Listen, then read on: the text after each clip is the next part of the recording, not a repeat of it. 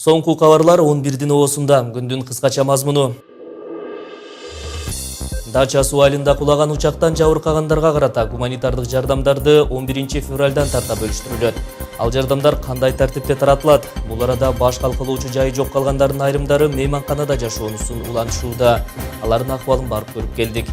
Ал арада коңшу Тажикстанда кар көчкүнүнүн алдында 7 адам калды. Ири трассада 800гө жакын адамды жана жолдо камалып калган унаалар коопсуз жайга чыгарылды.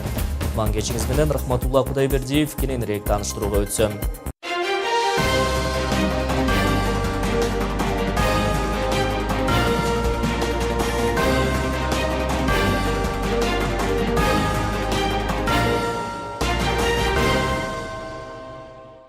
Жаңылыктарда дегенде Тажикстандан баштайлык. Коңшу өлкөдө кар көчкү 7 адамдын өмүрүн алып кетти. Окуя 28 январдан 29 январга караган түнү Дүйшөмбү-Худжанд жана Хорок-Мургап унаа жолдорунда болгон. Биринчи унаа жолунда болгон кар көчкү 5 адамдын өмүрүн алса, экинчи унаа жолундагы көчкүдөн 2 адам каза тапкан.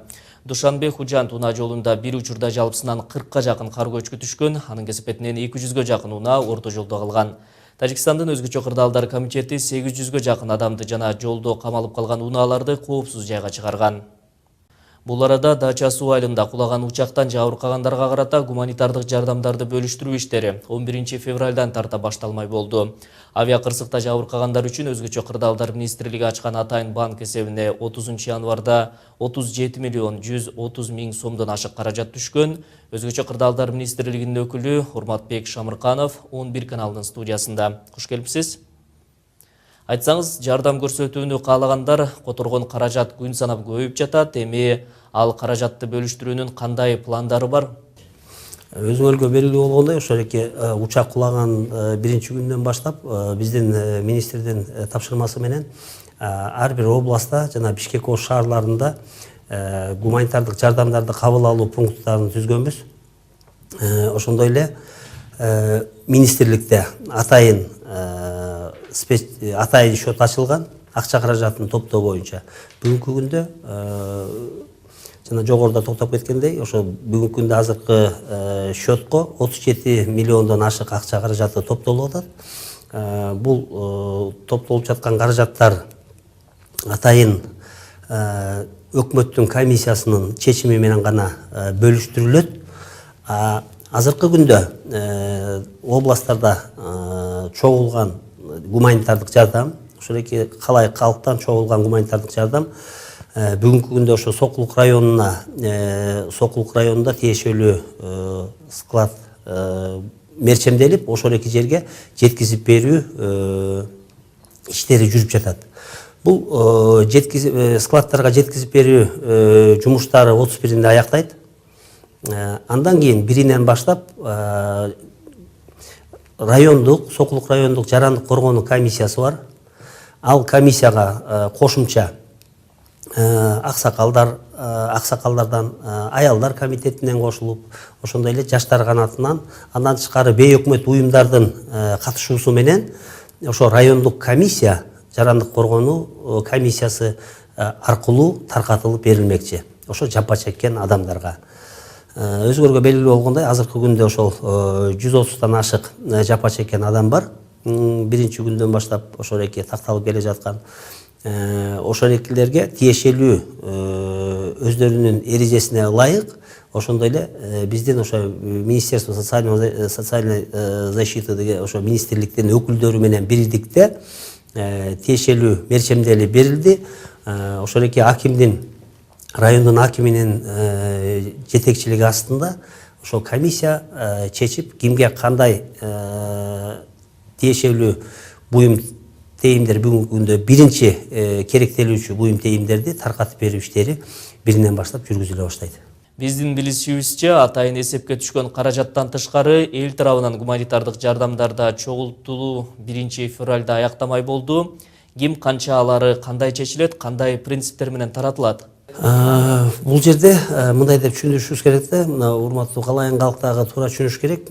Ошол эки чогулган, жалпы элибизден чогулган, мекеме ишканалардан чогулуп аткан, жеке ишкерлерден чогулуп атат бул акча каражаты. Бул ошол эки 1 тыйынына чейин ошо тиешелүү адрестик жардам деп коет, ошол эркиндей болуп бөлүштүрүлүп берилет. Бул өкмөттүн тиешелүү чечими менен гана бөлүштүрүлөт. Бүгүнкү күндө ошо да бир жолу кайталап айтып кетип, 37 миллиондон ашык акча каражаты бүгүн келип түштү атайын счетко. Атайын счет азыркы күндө дагы иштеп жатат. Бүгүнкү күндө ошолдоки да сураныштар болуп атат. Ар кайсы мекеме ишканалардан айлыктарыбыз жаңы ачылды. Да которуп берүү баягы тилектенген адамдар бар. Ошол эки биздин ошол эки кызматкерлер бар. Ошол экини жаппай турсаңыздар деп суроолор болуп атат. Тиешелүү ошол эки счетту жабуу дагы ошол эки комиссиянын, атайын өкмөттүн комиссиянын тапшырмасы менен гана жүргүзүлөт. Ал ошол эки баягы адрестик деп коет. Ар бир атуулга, ошо жапа чеккен атууларга гана берилүүчү акча каражат болуп эсептелет. Аны мына азыр маалымат каражаттарында да көп болуп ататында үй куруп береби же акчалай береби компенсация депчи, ушул экинин баарын азыр мен төгүнгө чыгарып коеюн. Муну атайын комиссиянын кылдат менен иштеп чыккан ошо комиссиянын чечими менен гана бөлүштүрүлүп берилет. Комиссиянын курамына кимдер киргени туурасында маалымат берсеңиз. Өкмөт ошол кулаганда атайын премьер-министрдин чечими менен түзүлгөн комиссия бар. Анын штабты жетектеп аткан, комиссиянын штабын жетектеп аткан ошол эки биздин Өзгөчө катталдар министрлигинин орун басары Ахматов Калыс Орозбекович. Ал комиссия ошол эки комиссиянын чечими менен гана акча каражат бөлүнөт деп атпайбызбы? Биз азыр райондо бөлүштүрө турган комиссия бул жарандык коргонуу жаатында түзүлгөн ошо республикалык деңгээлде, областтык, райондук деңгээлде атайын өкмөттүн токтому менен бекитилген комиссия бар, жарандык коргонуу комиссиясы. Бул ошол эки кандай гана кырсык болбосун, өзгөчө кырдаалдар болбосун, жана башка тиешелүү баягы жарандарга жардам берүү, колдоо көргөзүү максатында түзүлүп, жана ошол эки калайын калкка жардам берүү боюнча гана түзүлгөн атайын комиссия болуп эсептелет. Бул жерде тиешелүү бардык мекеме ишканалар өкүлдөрү кирет. Ошондой эле республикалык деңгээлде бул ар бир ошол эки комиссиянын мүчөсү болуп, бул ар бир министрликтин жетекчилери, агентствонун жетекчилери, ошондой эле тиешелүү кызматкерлер кирет бул комиссиянын составына. Рахмат айтам. Дача суу айылынын тургундарына карата бөлүштүрүлмөй болгон жардамдар тууралуу маектештик. Эске салсак, 16 январда Бишкектин четиндеги Дача суу айылына Boeing 747-400 учагы кулап, 39 адам кайтыш болгон. Анын 35-и жергиликтүүлөр болушкан. Бул маалда Манас аба майданынын жанындагы Дача суу тилкесинде кулаган учактын айынан турак жайсыз калгандардын шаардагы мейманканаларда жашап жатышат. Айрымдар болсо туугандарыныкына баш калкалашууда. Кабарчыбыз алардын кандай жашап жатканынан кабар алып келди. Учактын алдында калган турак жайлардын ээлери үй жайынан ажырап, туугандарын жоготкон 50-гө жакын адамдардын арасында бала чакасы менен Семетей мейманканасында Гүлбара апа да бар. Алар башкалар сыяктуу эле бул жерде 2 жумадан бери жашап жатат. Бактыга жараша апанын үй бүлө мүчөлөрүнөн эч ким жабыркаган эмес. Бирок 2 кабаттуу үйү жабыркап, жашаганга болбой калганынан улам бул жакта баш калкалап жатканын мындайча айтып берди. Эшиги карс деди, жарк жүрүп кетип, тарс турс эттим, непеле мен жер титиреп кетти, же шамал болуп атабы деп ошондойду ойлодум да, мында самолет туруп кетти. Анан бир кошуна чыгып кетип аткан экен. Не болду десем, үйүңүздүн үстүн алып кетти деп, үйдүн алдында жерлеринин ичинен пасынан да жаракка кетти. Үстүнөн жар кетти. Мен 2 баланы алып чыгып кеттим. О күнү эч ким билбей турган болду, бир эженкине барып. Ушундай эме болуп кое турду. Өзүм ошол жерде жүрдүм. Балдарым 17 күнү кечки саат 4-тө келишти. Келиним менен балам Москвада эле. 60 жаштагы апа каргашалуу күнгө күбө болуп, чочуп калган 2 небересинин абалы жакшы болуп калганына ыраазы. Психологиялык жардам алышкан чүрпөлөр учурда мектепке бара элек болушса дагы сабактарын кайталап окуп жатыптыр. Ай көрдүм, аман көрдүм, айдын нуруна, жердин кучагына. Башталгыч класста окуган балдардын ата-энеси Орусияда эмгектенет. Кырсыктын болгонун укканда ишин таштап келишкен. Баардан дагы жеткинчектердин атасы Рустам бөбөктөрүнүн аман калганына сүйүнөт. Өзү 2 бала бар, бир уул бир кызым бар. Чоңу 4-класста окуйт, кичинекейи 2-класста окуйт, кичинекей уул. Кырсык учурунда апам менен ошол 2 балам ошол үйдүн алдында эле да. бактыга жараша аман калышты, Кудай бир сактады, көрөрүм бар экен. Экинчи этажды кыйрап, ал самолеттин канаты тийип алып кеткен. Анан кийин астында апам эртең менен туруп отурган экен да. Ошол балда билбей деле калыптыр. Ушундай катуу үн чыгып, ушундай катуу немелер болуптур. Ушу бир сүйүнүп эле атам, Кудай бир жалгап, ушу апам менен бала чагам аман калды. Мен болсо бүгүнгө бир кызым бар. Инвалид. Ошону алып үйдө болгон эмес. Бир түндө үй жайдан айрылгандардын катарында Жолдошевдордун үй бүлөсү дагы мейманканада күн кечирип жатат. Кырсыктан 7-класста окуган Сайкал бутунан жаракат алып, 3-балдар ооруканасына жаткырылган. Анын мейманканага которулганына 1 күн болду. Кыз болсо окуя тууралуу эч нерсе билбейт. Келсек эле ушундай. Бу бала болсо чаңдын арасынан ороп сороп чыгарып алып келишти. Сайкалды болсо араң табышып неменин ичинен кирпич печканын түндө жатканда кирпич бутуна түшүп кетип, буту сынып, башы ал чүмкөнүп жатып, кичине баш аман калыптыр да. Бу баламды Кудай сактаптыр, шифонер басып, болбосо бурчта калыптыр, кроваттын бурчунда. Анан ошол жердеги элдер келип жардамга келишип алып чыгышты. Ошол. Мейманканада жашагандардын санаасы бул жерде 5-10 күн жашаган күнү деле туруктуу жайды кайдан табабыз деп бушайман. Чогултулуп жаткан эсеп чоттон тышкары деле мейманканага келип жөн гана жардамын берип кеткен чоочун адамдар тынбай эле келип турушат экен. Маселен, бүгүн эле Орусиядагы мекендештер акча жиберишип, мейманканада кырсыктан көз жумгандардын элесине багышталып, Куран да окутулду.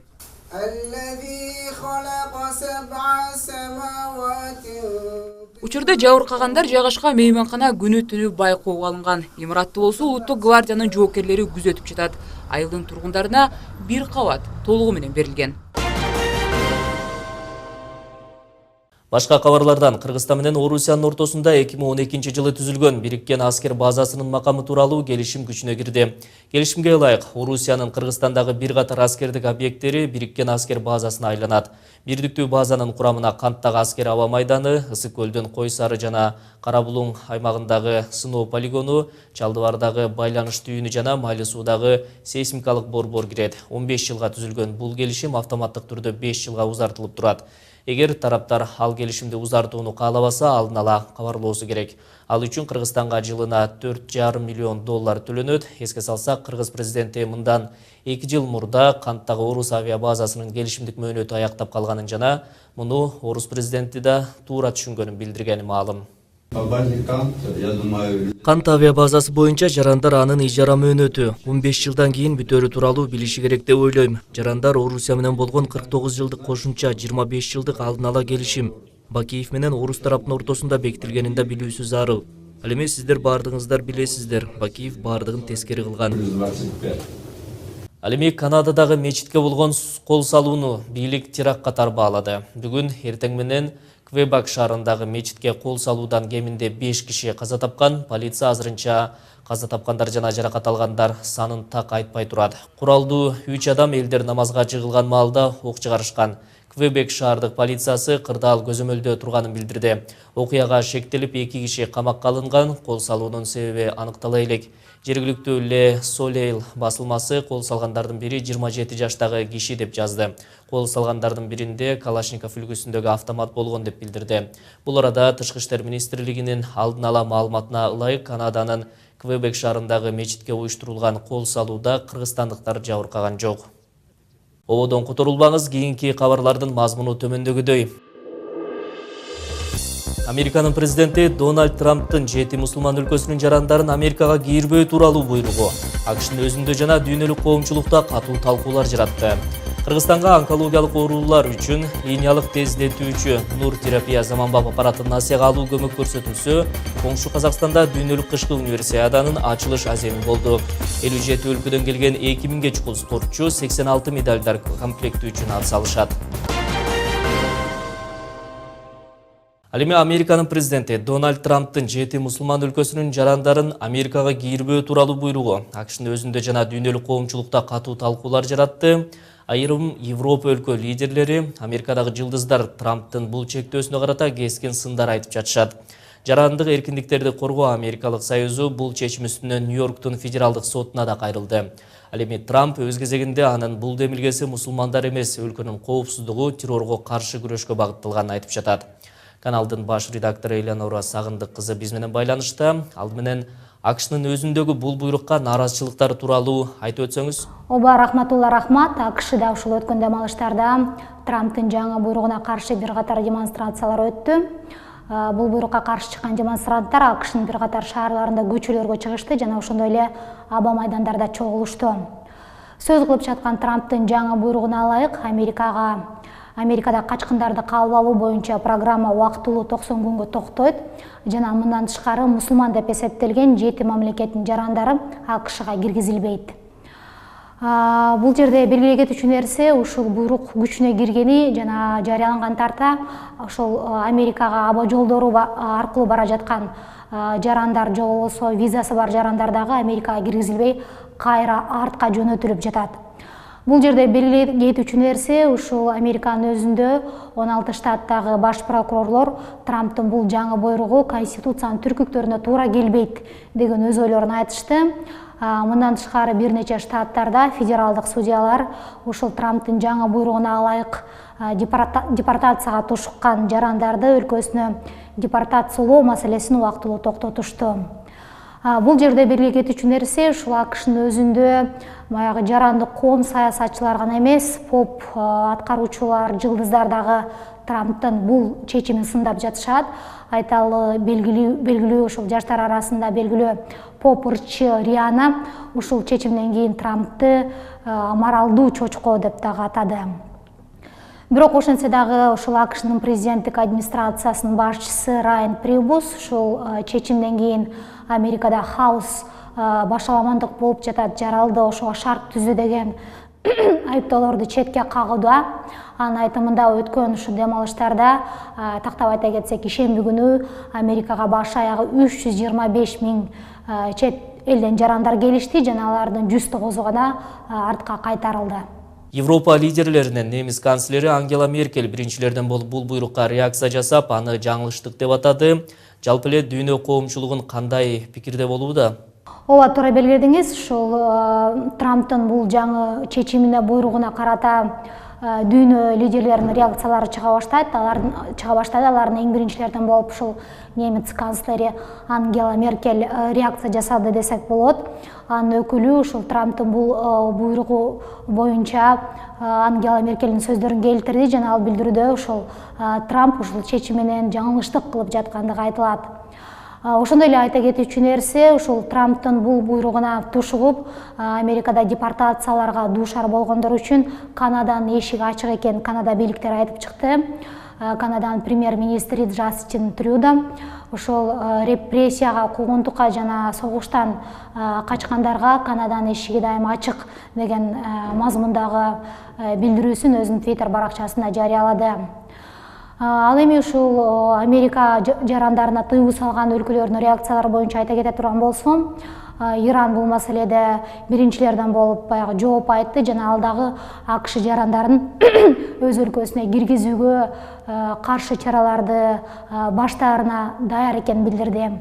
Ушундай эле билдирүүнү Ирак бийликтери дагы билдирди. Бул жерде белгилей кетүүчү нерсе сиңиздерде болсо, ушул тапта Ирак жана АКШ, Ирак жана Сирияда ислам мамлекетине каршы согуштук аракеттерде тыгыз кызматташтыкта иш алып барат. Бирок ошентсе дагы ушул Трамптын жаңы буйругуна бул өлкө дагы илинген, андыктан Ирак бийликтери дагы бул жаңы буйрук боюнча нааразычылыктарын билдирип жатышат.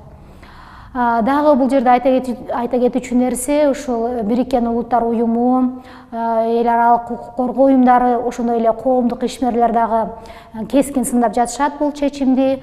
Ошондой эле ушул Америкада иш алып барган ири деп эсептелген 2 Америка компания, бул Google жана Netflix жетекчилиги дагы бул буйрукка каршы пикирлерин билдиришти. Эсиңиздерде белгилей кетүүчү нерсе ушул компанияларда дүйнөнүн ар бурчунан чогулган 10 миң деген адамдар иш алып барышат. Трамп Twitter баракчасында өзүнүн бул буйругу тууралуу актануу иретинде сөз айтпады. Анын жүйөлөрү кандай экен? Ооба, Дональд Трамп бул боюнча баягы актануу сөздөрүн десек деле болот, билдирүүлөрүн жасай баштады. Бирок бул иретте АКШнын президенти анын сөздөрүн буйругун туура эмес чечмелеген массалык маалымат каражаттарына айып коюуда. Трамптын айтымында бул жерде сөз кайсы бир мамлекеттерге тикелей же болбосо мусулмандарга же болбосо кайсы бир динге эмес, бул жерде сөз ушул Американын коопсуздугу боюнча болуп жатат жана Америка ушул тапта сырттан келген келгиндерди тыкыр көзөмөлдөөгө муктаж деген билдирүүсүн өзүнүн Twitter баракчасында жекшемби күнү жазып чыкты. Жаңылыктарды улантабыз. Кыргызстанга онкологиялык оорулар үчүн линиялык тездетүүчү нур терапия заманбап аппаратын Асияга алууга көмөк көрсөтүлдү. Жардам берүү жеңил фондунун башчысы Динара Аляеванын айтымында учурда 1989 жылы чыккан бир линиялык тездетүүчү аппарат бар. Эми 5 жылга Асияга алынып жаткан жабдык каражатты кайтарууга Молбулак Финанс микрокредиттик компаниясы кепил болуп берип жатканын кошумчалады. Линейные Айтып жаткан эски жабдыкта магнитрон бузулуп калса 10,5 меф электрондук энергиясы колдонулат. Андыктан ал шишиктин анча терең эмес, үстү жагын гана дарылай алат. Ал эми жаңы сатылып алынат деп жаткан жабдыкта 2 мм радиохирургиялык манипуляция жасай алат жана нур жүрөккө, өпкөгө, боорго тийбей, ал тургай оорулуунун дем алуусун дагы сезип турат. Эми коңшу Казакстанга келелик. Алматыда алкоголдук ичимдиктерге болгон баа 45%га жогорулады. Адистердин айтымында жергиликтүү өндүрүүчүлөр атаандаш болуп баштагандан тарта аракка болгон суроо талап азайган. Учурда Казакстандын өзүндө өндүрүлгөн спирт ичимдиктери Орусия, Белоруссияга чейин ташылууда. Учурда 2020 жылга чейин казакстандык акциздик марка орусиялык менен толук атаандаш катары болуп калары айтылат. Учурда ишкерлер Евразиялык экономикалык биримдикке кире элек мамлекеттерге гана сатып жатышат. Учурда Казакстанда өндүрүлгөн спирт ичимдиктер Германия, Англия, Америка, Түркия, Азербайжанга чейин жеткирилет. Ушул эле Алматыга бүткүл дүйнөлүк кышкы универсиаданын ачылыш аземи болду. Эми саналуу күндөр ичинде 57 өлкөдөн келген 2000ге чукул спортчу 86 медальдар комплекти үчүн ат салышат. Кече Алматы аренадагы ачылыш аземинде студенттик жарыштын оту жандырылды. Оюндардын ачылыш аземине казак президенти Нурсултан Назарбаев катышып, мындай чоң масштабтагы оюндар өтпөгөнүн билдирген. Жергиликтүү бийлик универсиадага мыкты даярданганын билдиришкени менен социалдык түйүндөрдө оюндардын даярдыгы көп сындалууда. Универсиаданын ачылыш аземинин алдында коммуналдык кызматкерлер шаардын кир көчөлөрүнө кар ыргытып жаткандыгы тууралуу видео чыгып, казакстандыктардын талкуусуна түшкөн. Мына ушундай кабарлар бүгүнкү дүйшөмбүнү жыйынтыктады. Кайрадан амандыкта учурашалы.